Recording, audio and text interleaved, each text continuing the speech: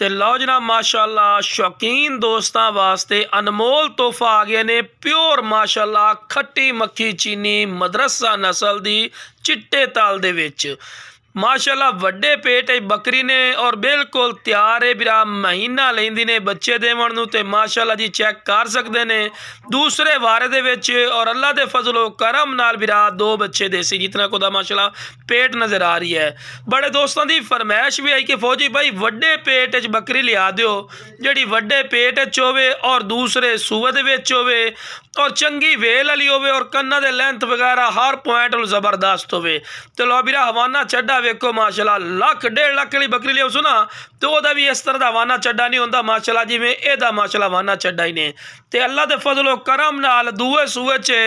2 तो 2.5 लीटर दूध करसी हुण और माशाअल्लाह हवाना चड्डा कितना प्यारा माशाअल्लाह हवाना चड्डा ही सोहने थणा दे विच ही ने ते बिल्कुल लवी पाठी ने ठीक है ना बिरा और डिमांड ही मुनासिब हो सी। हालांकि तुहानूं बिरा पता है मदरसा मंडी च कलर दे अगर पाठा भरावन वग जाए ना दूए सूए वाली तो घट्टो घट 70-75 हज़ार तो थल्ले गल नहीं सुनते जिहड़ा आखे ना कि फौजी बिरा इतना रेट नहीं होंदा मेरा बिरा मंडियां दा विजिट कर तैनूं पता लग सी की रेट चलते पैन लेकिन बिरा अपना वो रेट नहीं होना बिल्कुल जायज़ और मकूल रेट हो सी। बाकी जनाब जिस बिरा नूं चाहिए जनाब जल्दी राबता करके मुनासिब कीमत ते लै सकदे हो।